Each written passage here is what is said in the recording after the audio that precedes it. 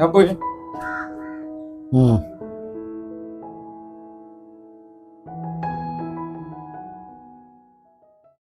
അല്ലേ നമ്മളെ രൂപേഷ് ഇപ്പൊ എവിടെ ഉള്ളത്? അവനെ തീരെ കാണല്ലോ. രൂപേഷ് എവിടെ ഉണ്ട്? രൂപേഷ് ഇപ്പം പുറത്തേക്കൊന്നും അങ്ങനെ അധികം അറിഞ്ഞില്ല. ഒന്നാമത് അവൻ്റെ അമ്മ അച്ഛനെ ശരി, അച്ഛനും ഓൻ മാത്രമാണല്ലോ വീട്ടിലുള്ളത്. അച്ഛനും വലിയൊരു അറ്റാച്ച്മെന്റ് ഒന്നും ഇല്ല. അതുകൊണ്ട് അങ്ങനെ പൊതുവെ പഴയതുപോലെ ഒരു കമ്പനി കൂടാനൊന്നും പോകാൻ അങ്ങനെ കിട്ടില്ല. ഇത് 7 അല്ലേ? ചവിട്ടിയോട്ടെ. അവന്റെ അച്ഛനെ ലേശം ഒരു പരുക്കനാന്ന് തോന്നില്ല. ആള് കണ്ടാൽ തന്നെ ഒരു റഫായിട്ട് തോന്നും. ഓൻ്റെ അച്ഛന് അത്ര വലിയ പരുക്കനൊന്നുമല്ല. അച്ഛൻ പാവാ, ഭയങ്കര സ്നേഹം അവനോട്, എനിക്കറിയാം. ഷോനെന്ന് എന്താ പറയുക, ചെറുപ്പത്തിലെ എല്ലാ കാര്യവും അമ്മയായിട്ട് മാത്രമേ ഡിസ്കസ് ചെയ്യൂ, അമ്മയോട് മാത്രമേ പറയൂ.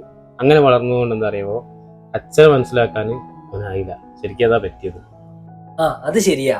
അങ്ങനെ കുറെ ആൾക്കാരുണ്ട്, ഉള്ളിൽ ഭയങ്കര സ്നേഹമായിരിക്കും, അത് പുറത്ത് പ്രകടിപ്പിക്കാൻ അവർക്ക് അറിയില്ല.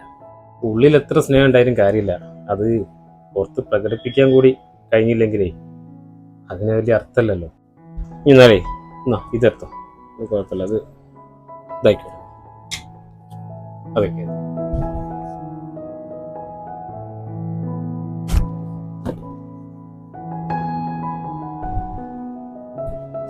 ആയിക്കോട്ടെ.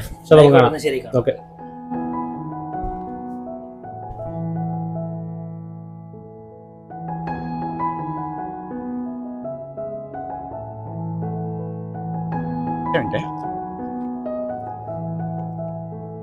തിരക്കില്ലല്ലോ?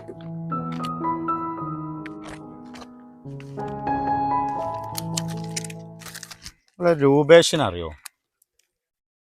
രാഘവേട്ടൻ്റെ മോന് രൂപേഷ്.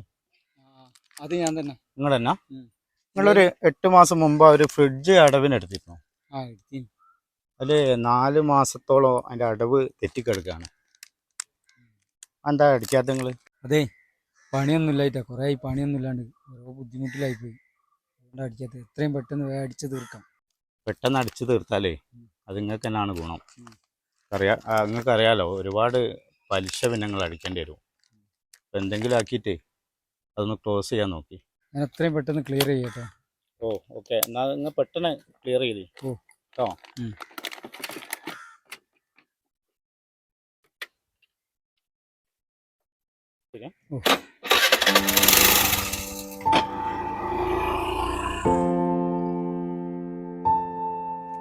രാഘവേട്ടാ, രൂപേഷിന്റെ ഒരവസ്ഥ നിങ്ങൾക്ക് അറിയാലോ.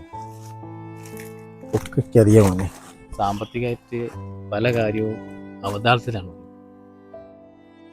അതിനു വേണ്ടി എന്ത് കാര്യവും ഞാൻ ചെയ്യാൻ പറ്റില്ല. അങ്ങനെയാണെങ്കിലും ഞാനത് ചെയ്യുന്നതെന്ന് ഞാൻ ഒരിക്കലും അറിയരുത്. അത് ഇഷ്ടപ്പെട്ടോളൂല്ല. ഇല്ല രാഘവേട്ടാ, ഒരിക്കലും നിങ്ങളാ ചെയ്തതെന്നുള്ളത് രൂപേഷ് ഒരിക്കലും അറിയില്ല. ഒരൊറ്റ മോനാ. കുട്ടിക്കാലത്ത് എന്നോ അച്ഛ എന്നുള്ളൊരു വിളിയാണ് കേട്ടത്. മനസ്സ് തുറന്ന് അവന്റെ വായിൽ നിന്ന് അച്ഛ എന്നൊരു വിളി. വിഷമിക്കുന്ന രാഘവേട്ടാ, അത് ഞാൻ അവനോട് സംസാരിച്ചോളാം. വിഷമിക്കണ്ട.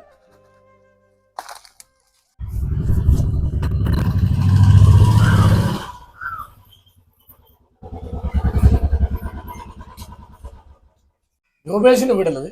അതെ. ഒന്ന് വിളിക്കണം. ഹലോ, എന്നെന്താ വിളിക്കുന്ന?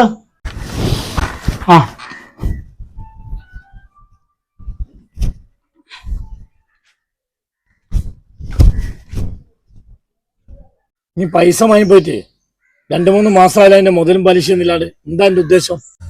പണിയൊന്നും ഇല്ലാണ്ടായിട്ട് കുറെ ആയി. ഞാനിതുവരെ എല്ലാ പലിശയൊക്കെ കറക്റ്റ് തന്നല്ലേ. 2 മാസത്തല്ലേ, ഞാൻ എത്രയും പെട്ടെന്ന് തരും. അവസ്ഥ ആയി പോയിട്ട് 2 മാസമല്ല 3 മാസമായി. എനിക്ക് വൈകുന്നേരം ആകുമ്പോക്ക് നിന്റെ പലിശ കംപ്ലീറ്റ് കിട്ടണം. മനസ്സിലായോ? ഇങ്ങനെ മറക്കാൻ പറ്റില്ല. പിന്നെ എങ്ങനെ ആക്കില്ല ഞാൻ വരിക. മനസ്സിലായോ?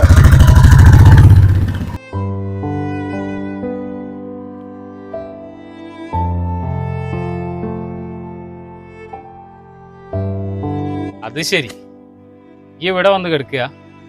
ഞാൻ വീട്ടിൽ അന്വേഷിച്ചപ്പോൾ അച്ഛൻ പറഞ്ഞ അങ്ങോട്ട് ഇറങ്ങിപ്പോയിക്കുന്നതാണ്. എന്ത് പറ്റി?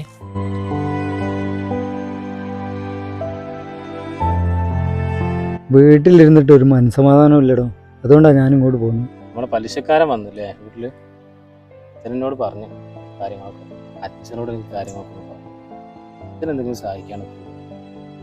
അത് ശരിയാവൂലേ? എനിക്കറിയാലോ, ഞാൻ ചെറുപ്പം തൊട്ട് എല്ലാ കാര്യങ്ങളും അമ്മനോടാണ് പറയല്. ശരി. അമ്മ പോയതിനു ശേഷം ഞാൻ ആരോടൊട്ട് പറയലുമില്ല. മൂപ്പരോട് പറഞ്ഞിട്ടൊന്നും ഒരു കാര്യമില്ല. മൂപ്പര് നമ്മളെ കാര്യമൊന്നും മനസ്സിലാക്കില്ലടോ. ഏതായാലും പലിശക്കാരൻ്റെതേ ഇനി വലിയ ടെൻഷൻ അടിക്കും.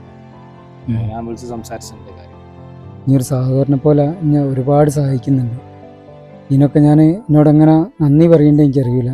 ഇനി എന്ത് പ്രത്യുപകാരം എനിക്ക് ചെയ്യേണ്ടത് എനിക്കറിയില്ല.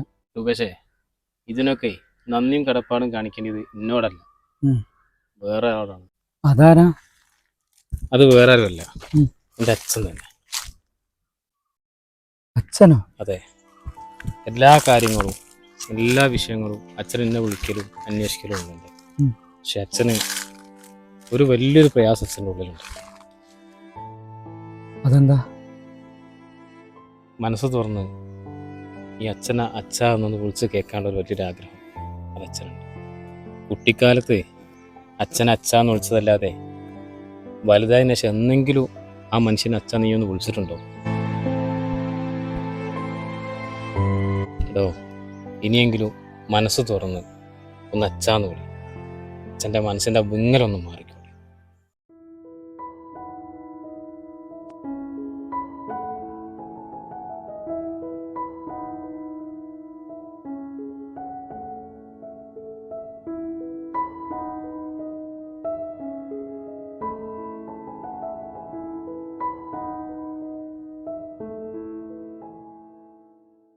മോനെ, ഞാനിത് വരുന്നേ. അച്ഛാ,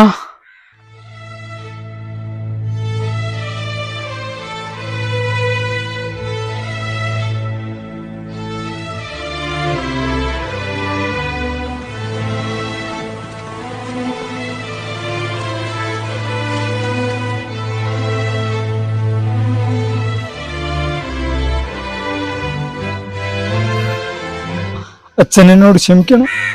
അച്ഛനെ മനസ്സിലാക്കാൻ എനിക്ക് കഴിഞ്ഞില്ല.